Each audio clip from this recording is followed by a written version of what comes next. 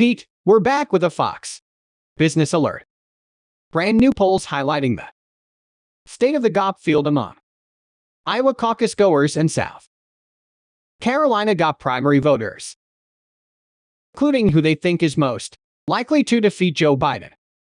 In Iowa, 45 say Trump is the one to do it, and in South Carolina, 52 or 51 say so.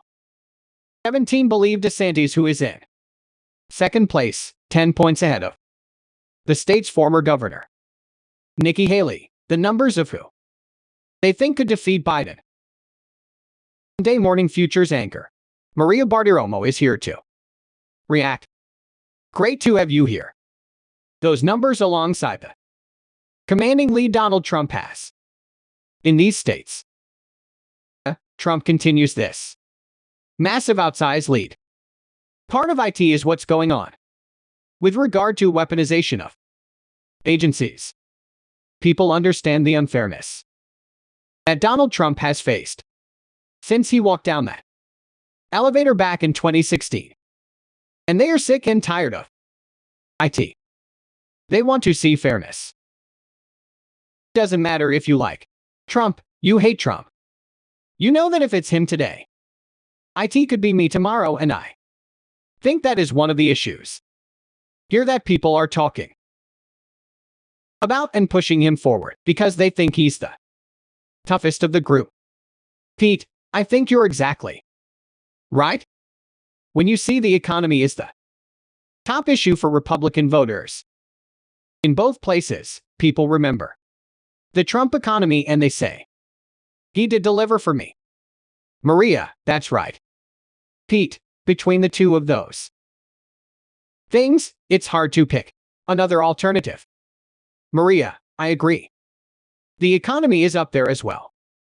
Look at the economic backdrop under Trump versus what we have right now. We are still likely to see a recession in the next couple of quarters, and people recognize that what Trump is going to do unleash energy. I interviewed him. I've got part 2 of that interview.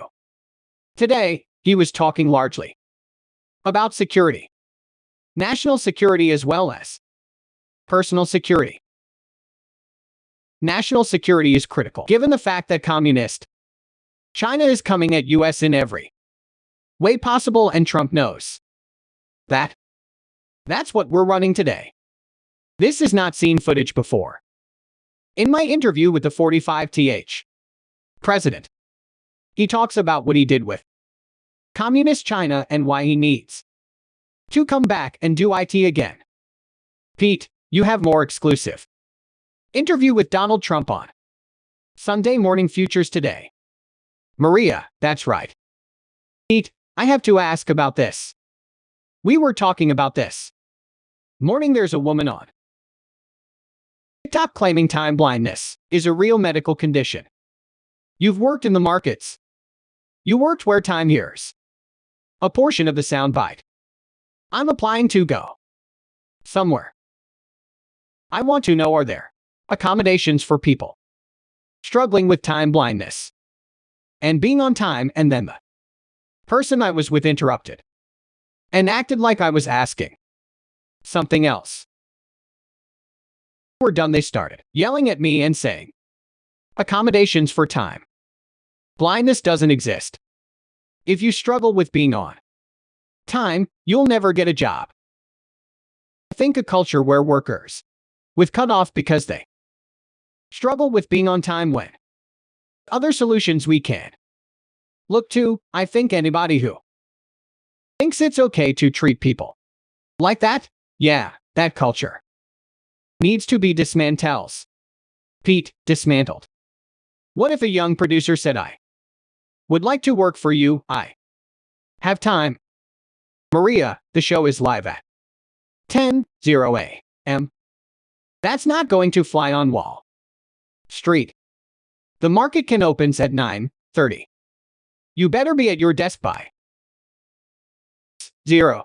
It's hilarious this is coming up as an issue. What I liked in the piece I saw this morning, the person who pushed back and said, what if the Company says, guess what? I know. You were expecting to get paid on the second Friday of the month, but we're going to wait until the fourth Friday.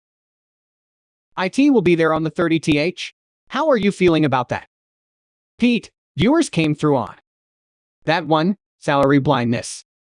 Maria, exactly. Pete, who else do you have? Maria, we are talking with RFK Jr. Here is a Democrat who dares to disagree with the mobs in Washington. We're going to talk with him. Why him? Why is he running, and what is he expecting to do for America? Jim Jordan is the guy of the moment, the chairman of the Judiciary Committee after those massive weaponization hearings last week. We're going to get IT into. I have Kim Strassel from the Journey and Emma Jo from Bright. She testified in the hearing. She was censored. She broke the Hunter Biden laptop story. And part 2 of my interview with President Trump, we're focused on foreign